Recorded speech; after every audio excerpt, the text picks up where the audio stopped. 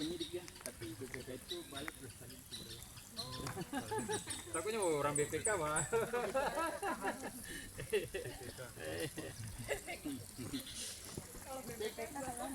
Iya bapak. Iya. Sekarang kita sudah masuk di kawasan Taman Batu. Jadi Taman Batu ini asli, tidak ada yang dibuat, tidak ada yang dicoba bentuk. Yang dibuat hanya setapaknya saja, Pak. Apa ini mencuri batu buat apa? Ini luas area ini berapa? Kalau untuk luas Meter area Taman persegi? Pergilan yang ini kurang lebih 5 hektar, Pak. Wah, 5 hektar ya, 50.000 meter persegi. Jadi Taman Batu ini secara umum peneliti mengatakan jutaan tahun yang lalu di bawah dasar laut. Terjadi ini. pengangkatan akibat pergerakan lempengan. Jadi lempeng bergerak, otomatis pada pergerakan itu ada istilah tubrukan. Tubrukan ini yang menghasilkan gaya tektonik besar yang bisa mengangkat sebagian batuan ke atas. Jadi di jutaan yang lalu ini di bawah dasar laut. Di bawah dasar laut dulunya. Sekali. Oh, batu laut berarti ya. Iya, Jadi dulu tenggelam ini, Pak, betul sekali. di bawah laut. Jadi pada proses pengangkatan ini atau penurunan paparan ini, peneliti mengatakan rata-rata penurunan paparan atau pengangkatan daratan itu diperkirakan 3 cm per 1000 tahun sampai sekarang. Oh, apanya? Pengangkatannya sampai sekarang 30 cm 3 cm Oh, per 1000 tahun. Oh, per 1000 tahun.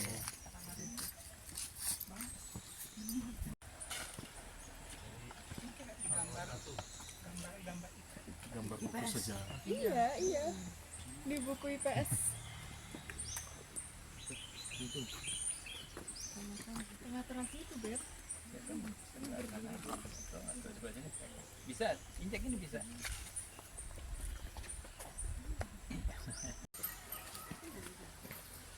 DO.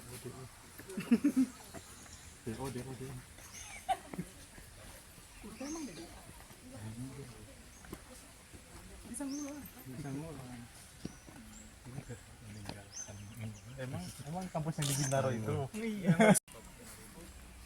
Karena salah satu malah kemarin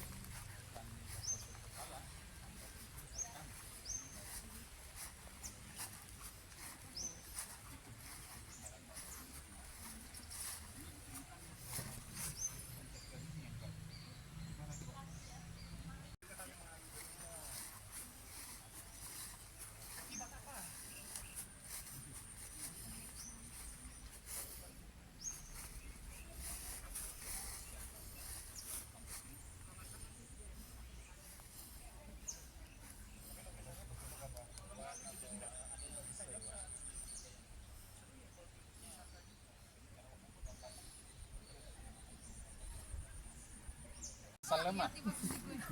Kalau yang di atas kan boleh kan di atas itu batu yang berbeda kan. Situ kayak gitu. Bisa sih. Itu enggak. Enggak. Emang begitu.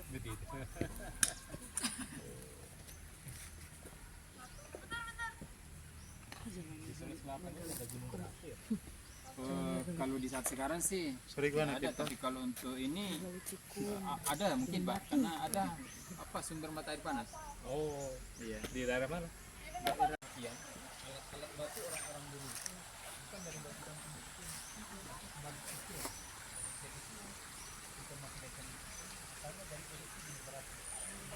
Sebentar alat-alat batu kita bisa lihat di dalam ada kapal genggamnya.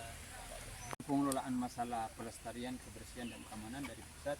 Hanya kalau pengelolaan masalah kemasukannya daerah. Oh, gitu.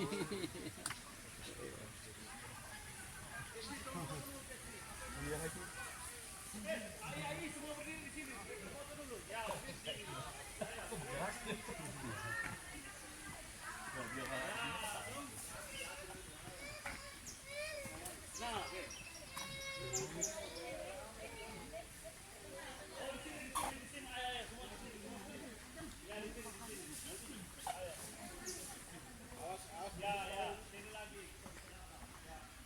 Pohon di batu itu tumbuh. Rata-rata yang tumbuh di batu monyet kita bisa lihat ada babi. Masih Kalau hari macan gitu, oh, kalau tidak sih macan nggak ada. anoa saja, Pak, yang menjadi hewan endemik Sulawesi. Biasanya kalau ada Anoa, kijang itu biasanya ada macan. Kalau di sini macamnya nggak ada. Ada ya? Ya, kecuali kalau kijang ada sih. Ya kalau itu kan makanannya binatang buas kan. Iya. Jadi, Gabungan sama Bantimurung ini Pak. kalau untuk Taman Nasional ya, Taman Nasional Bantimurung Sarawak, jadi memang kawasan park ini memang sudah Bantimurung.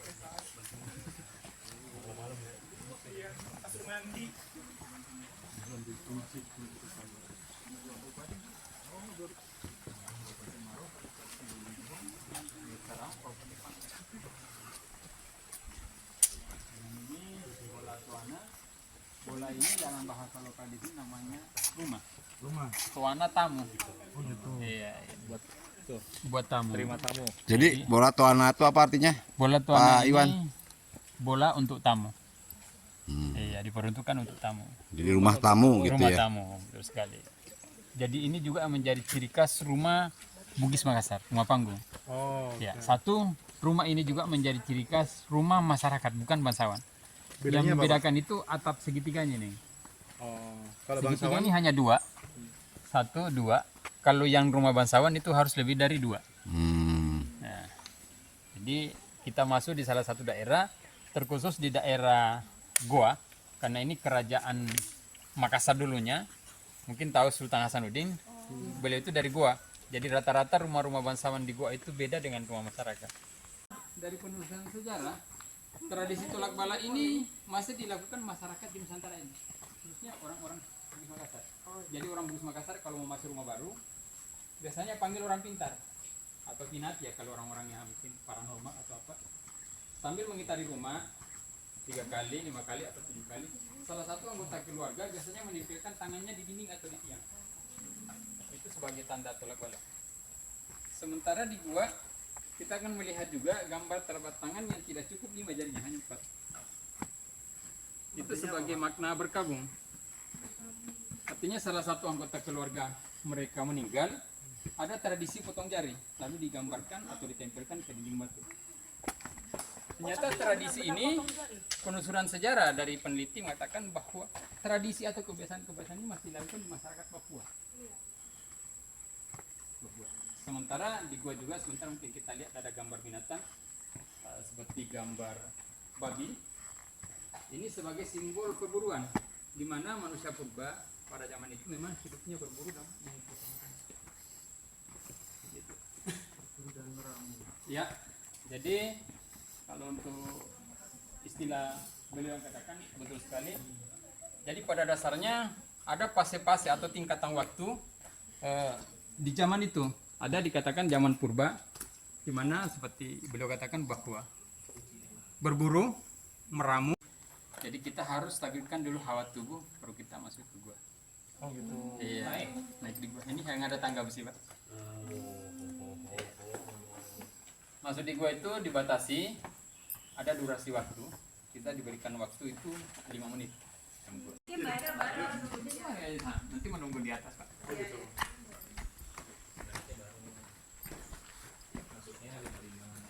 Muat ya? Ini ada yang nggak muat nih. Muat. Muat, Pak.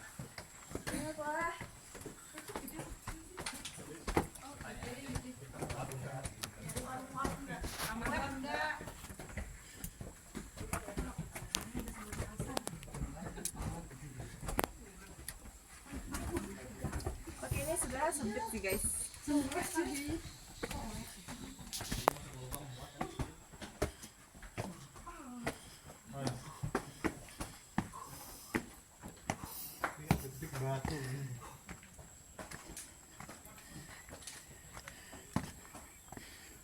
Oh, naik, Mas. Naik, Pak.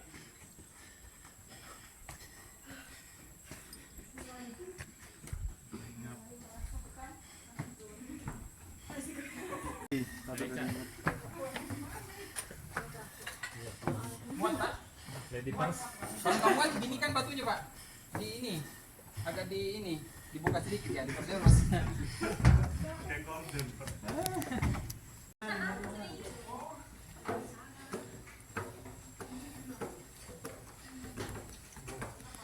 Sampai ke Wina. Ade.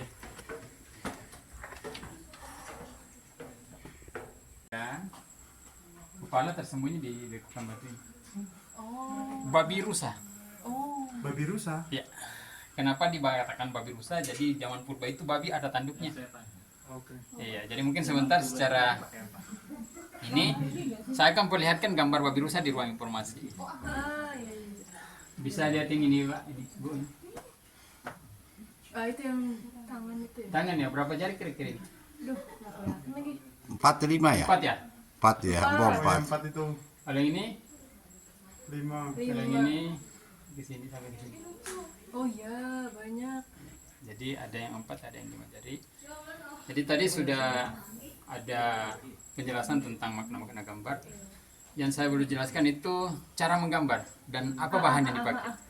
Jadi cara menggambarnya itu ada 2 versi, ada yang seni sembur dan ada yang seni lukis. Sementara bahannya namanya oker. Oker ini sebentar kita lihat kapasitasnya di ruang informasi. Jadi cara menggambar mereka itu memang mencari tempat yang rata seperti ini. Lalu tempelkan tangannya seperti ini, lalu bahannya dimasukkan ke dalam mulut, lalu disembur. Ada juga seni cetaknya. Tangan ditempelkan, dicelupkan ke bahan, lalu ditempelkan ke dinding batu. Hati-hati Mbak, agak licin. Iya. Bisa ke sini, saya ke sini. Hati-hati Mas, agak licin Mas. Ke situ aja, Mas. Ya, nggak apa. Coba di sini. Hati-hati Mbak ya, licin, agak licin. Nah, Bisa yang ke jadi sini aja. pertanyaan Pak, Ya. ini kan tinggi nih. Orang zaman dulu naiknya gimana? Menurut informasi peneliti bahwasanya dulu agak landai dia punya tanah. Hanya terjadi proses pengikisan, Ya. terkikis. Akibat namanya drone line atau water table, air yang mengalir dari sela-sela batu. Di satu sisi ada penafsiran bahwa tetesan air stalastik itulah yang berpengaruh besar dari pengikisan itu sendiri. Ini kan lumayan kalau dipikir. Iya. Dia orangnya naik Iya. gimana? Ini ada lubangan di dalam, muat sampai 20 orang di dalam ini. Oh. Ini rumah tempat tinggalnya Tempat tinggal. orang dulu. Jadi gua ini menjadi rumah orang-orang dulu. Jadi ya, Enggak. Oh.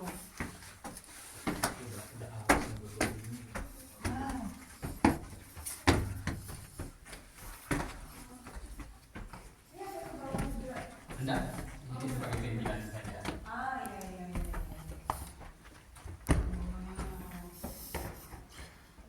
Jadi orang-orang rubah dulunya tinggal di gua ini.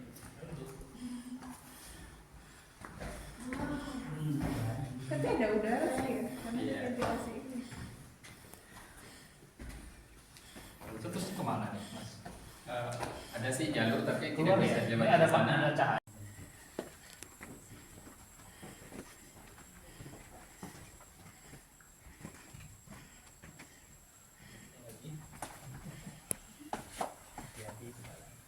Oh, berarti dulu orang naik sampai ke situ ya, Iya, yang jadi pojok- sebetulnya dulunya bisa naik ke atas ini, Mbak. Hmm.